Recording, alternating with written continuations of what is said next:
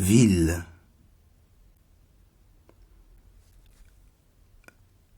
L'acropole officielle, outre les conceptions de la barbarie moderne les plus colossales. Impossible d'exprimer le jour mat produit par ce ciel immuablement gris, l'éclat impérial des bâtisses et la neige éternelle du sol.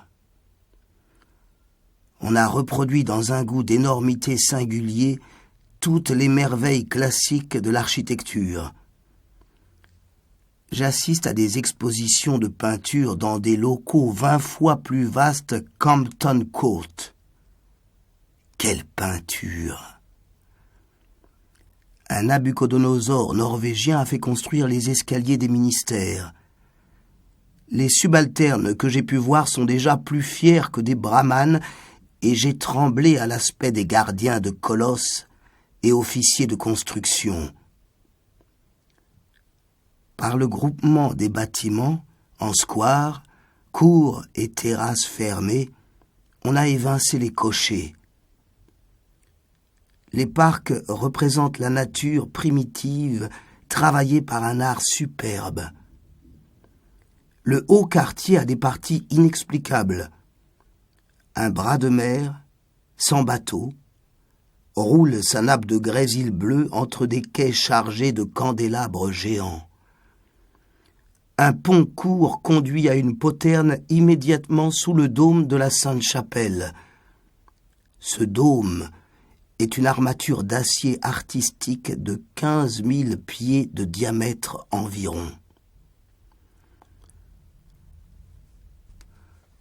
Sur quelques points des passerelles de cuivre, des plateformes, des escaliers qui contournent les halles et les piliers, j'ai cru pouvoir juger la profondeur de la ville.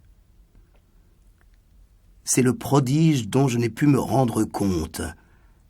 Quels sont les niveaux des autres quartiers sur ou sous l'acropole?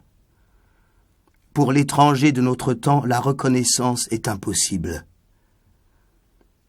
Le quartier commerçant est un circus d'un seul style, avec galeries à arcades. On ne voit pas de boutique, mais la neige de la chaussée est écrasée. Quelques nababs, aussi rares que les promeneurs d'un matin de dimanche à Londres, se dirigent vers une diligence de diamants. Quelques divans de velours rouge, on sert des boissons polaires dont le prix varie de 800 à 8000 roupies. À l'idée de chercher des théâtres sur ce circus, je me réponds que les boutiques doivent contenir des drames assez sombres. Je pense qu'il y a une police. Mais la loi doit être tellement étrange que je renonce à me faire une idée des aventuriers d'ici. Le faubourg, aussi élégant qu'une belle rue de Paris, est favorisé d'un air de lumière. L'élément démocratique compte quelques 100 âmes.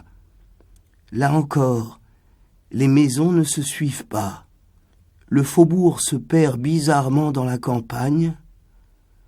Le comté, qui remplit l'Occident éternel des forêts et des plantations prodigieuses, où les gentilshommes sauvages chassent leurs chroniques sous la lumière qu'on a créée.